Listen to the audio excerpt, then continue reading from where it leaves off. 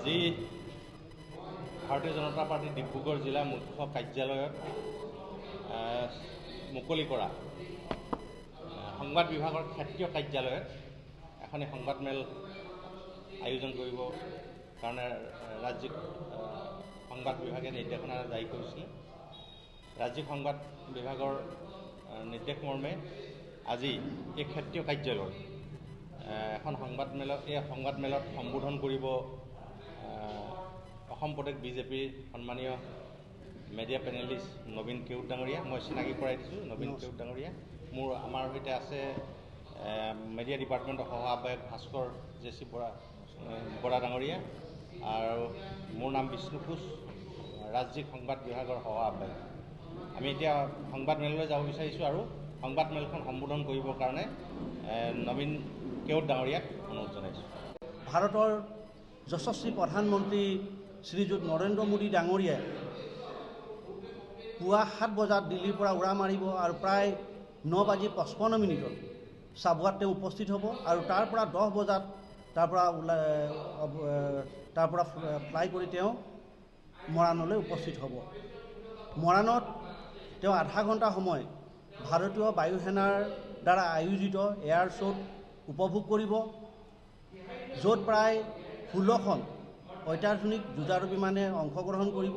কিছুমানে লেণ্ড কৰিব আৰু কিছুমানে এয়াৰ শ্ব' কৰিব। আমি কল্পনা কৰিব পৰা নাছিলোঁ যে অসমৰ ৰাষ্ট্ৰীয় ঘাইপথৰ যি দুৰৱস্থা আপোনালোক সকলোৱে প্ৰত্যক্ষ কৰিছিল, য'ত যান বাহন চলাচলতে আমি অসুবিধা পাইছিলোঁ, তেনেধৰণৰ ৰাষ্ট্ৰীয় ঘাইপথত অত্যাধুনিক যুঁজাৰু বিমান অৱতৰণ কৰোৱাটো আমাৰ অসমবাসীৰ বাবে এটা অতিশয় গৌৰৱৰ বিষয়।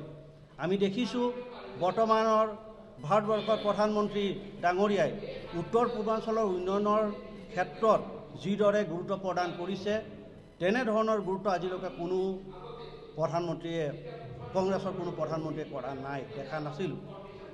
নামৰূপৰ সাৰ কাৰখানা, আজি কিছুদিনৰ আগতে তেওঁ নুমলীগড় ৰিফাইনাৰী, কাজিৰঙাৰ এলিভেটেড কৰিডৰ, নতুনকৈ নিউ অমৃত ভাৰত এক্সপ্ৰেছ, জাগিৰোডৰ টাটা ছেমি কণ্ডাক্টৰ প্ৰজেক্ট, ডিব্ৰুগড়ত মাল্টি স্পৰ্টছ ষ্টেডিয়াম অসমবাসীলৈ প্ৰদান কৰিছে।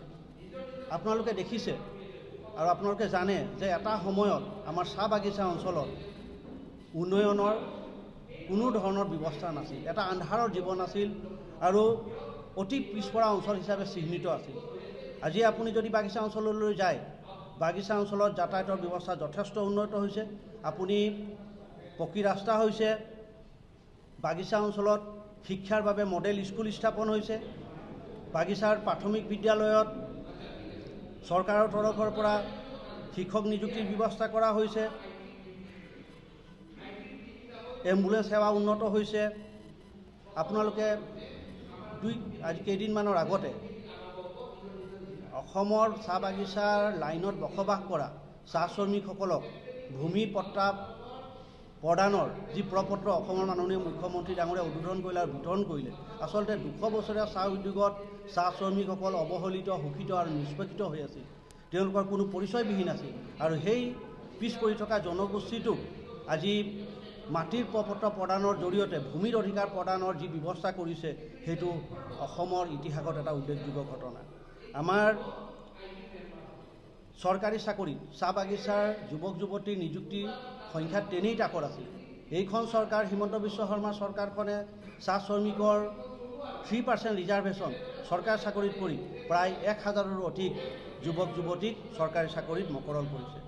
আপোনালোকে জানে আগতে মেটাৰ্নিটি বেনিফিট এক্টৰ আমাৰ মহিলাসকল, গৰ্ভৱতী মহিলাসকলে 3 মাহৰ ছুটী পাইছিল। সেই 3 মাহৰ ঠাইত বৰ্তমানৰ আমাৰ চৰকাৰখনে সেইটো 6 মাহলৈ বৃদ্ধি কৰিলে।